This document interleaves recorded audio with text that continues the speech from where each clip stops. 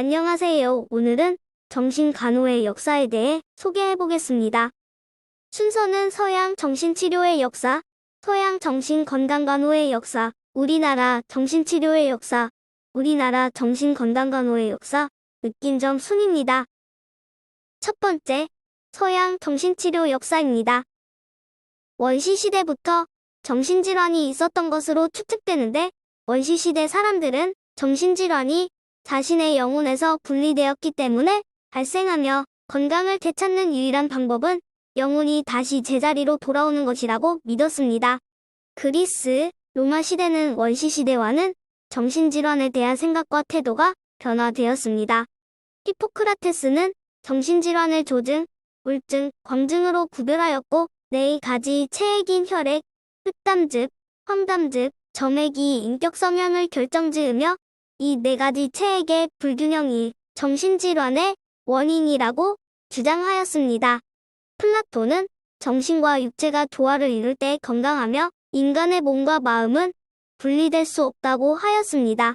갈레는 그리스의 체액설을 로마에 보급시켰으며 신경계의 해부와 생리를 연구하고 뇌가 지능, 감정, 기억의 중심부라고 생각했습니다.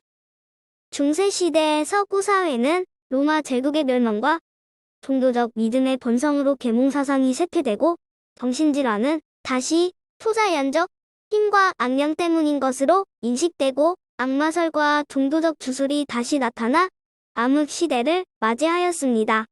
유럽 전역에서 마법에 대한 믿음의 증가로 정신질환자들이 마녀로 여겨졌고 정신질환자들은 마귀 추방을 빙자하여 교회에 의해 고문을 받았고 특히 여자 환자는 마녀로 취급되어 화형을 당하였습니다. 르네상스 시대에는 환자에 대한 깊은 동정이 있어 정신병원들이 설립되었지만 한편으로는 정신질환자에 대한 박해가 계속되었습니다. 파라셀수스는 정신질환이 귀신 때문에 생기는 것이 아니라 어떠한 원인으로 인하여 발생하는 질환임을 분명히 하였으며 인간과 정신질환에 대한 과학적 논의를 시작하였습니다.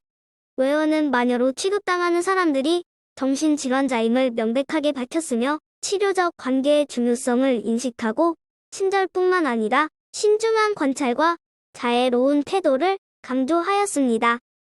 17세기의 정신의학에서는 점차 악마설이 쇠퇴하고 정신병은 뇌장애라는 의견이 대두되었습니다. 18세기는 계몽철학과 프랑스 혁명으로 정치 제도와 사회적 측면에 많은 변화가 있었습니다. 피넬은 사회개혁과 도덕적 치료운동의 선구자로서 정신질환자의 쇠사슬을 풀어주고 수용소를 개혁하여 환자를 인도적으로 치료하였습니다. 처벌을 금지하고 햇빛을 쬐이고 신선한 공기를 마시며 산책하게 하였습니다. 기술 정신의학은 주요 정신질환을 조울병과 조발성 치매로 분류하고 정신질환의 원인을 기질적인 것으로 생각했습니다. 역동 정신의학은 정신병리의 요인을 뇌보다는 정신적, 내면적 과정과 대인관계, 환경으로부터의 영향 및 인격의 성숙, 불안과 방어 기전에 초점을 두었습니다. 생물정신의학은 인슐린 충격요법 난폭하고 쉽게 흥분하는 일부 정신병 환자에게 뇌전두엽 절제술을 시행하였습니다. 또 정신질환자들을 위한 전기경련 치료를 개발하였습니다. 사회정신의학에서 맥스웰은 신경증 환자들의 대인관계 장애를 지적하고 치료적 공동체를 이용하여 치료할 것을 제안하였으며 개방병동 정책을 제창하였고 환경치료 등이 발전하여 병원 환경이 개선되었습니다. 두 번째는 서양 정신건강간호의 역사입니다. 19세기 말까지 정신간호사의 역할은 신체적 요구 즉 약물, 영양, 위생, 병동활동 등 주로 내외과적인 간호를 적용하는 것이었습니다. 1930년대에 이르러서 모든 질병에 대한 일반 간호에서도 정신간호가 중요함을 인식하게 되었습니다.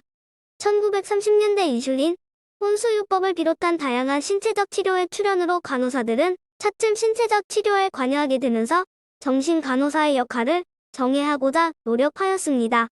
1950년대 맥스웰이 치료적 공동체인 정신과의 새로운 치료 방법을 발간하였고 다양한 약물의 개발은 심한 환자의 증상을 완화시키고 치료 기간을 단축시켰으며 문을 잠근다거나 신체적 속박을 하는 등의 환자들에 대한 환경적 속박이 거의 없어지게 되었습니다. 또한 정신간호의 핵심이 상담자와 심리치료사로서의 역할이라고 규명하였으며 대리인, 간호기술자, 관리자, 촉진자, 교육자와 같은 기능들을 하위 기능으로 보았습니다.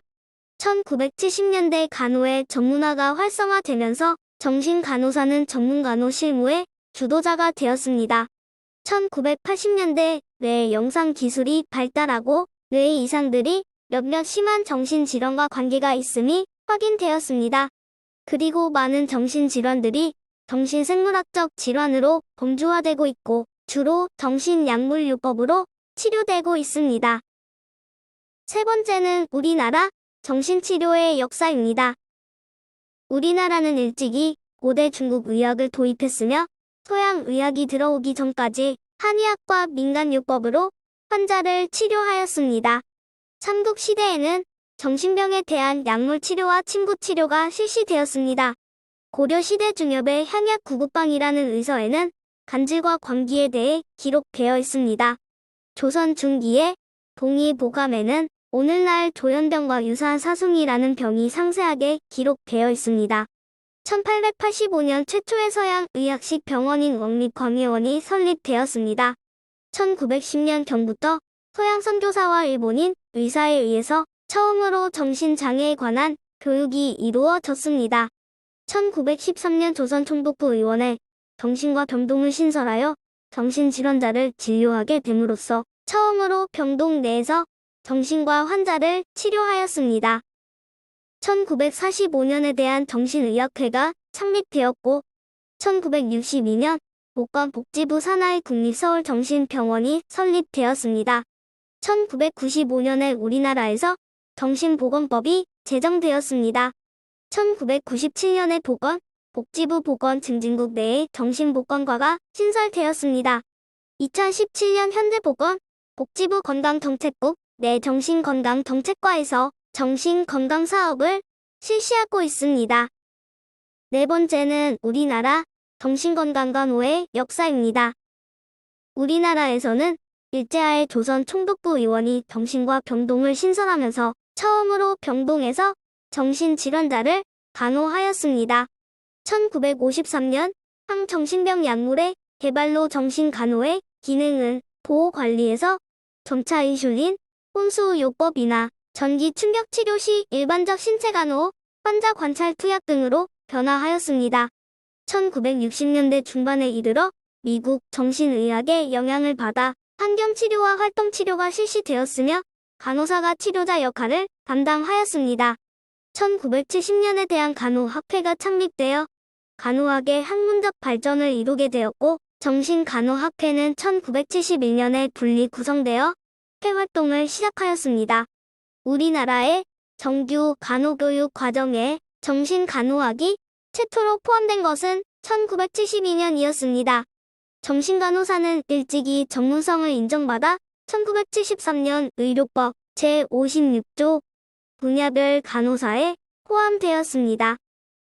정신간호사의 수련은 1991년 용인 정신병원을 처음으로 시작하였고 1993년에 대한 간호협회 산하 단체인 임상간호사회 산하의 정신간호 분야회가 창립되었고 1995년 한국정신보건 전문간호사회가 창립되었습니다. 1996년 대한정신간호학회와 한국정신보건 전문간호사회에 소속된 정신보건 간호사들이 정신질환자의 질병, 사회복귀를 위해 국제개발기구인 UNDP로부터 지원을 받아 보건소, 종합사회복지관 등에서 재가 만성질환자의 가정방문 및 주간 치료 프로그램을 실시하여 지역사회의 정신간호 모형을 구축하였습니다. 2003년에 의료법에 새롭게 설치된 전문간호사 제도에 정신전문간호사가 포함되었고 정신과 분야에서 3년 이상 근무한 경력이 있는 간호사가 대학원에서 33학점을 이수한 후 정신전문간호사 시험에 합격하면 정신전문간호사 자격증을 취득할 수 있게 하였습니다. 마지막으로 느낀 점입니다.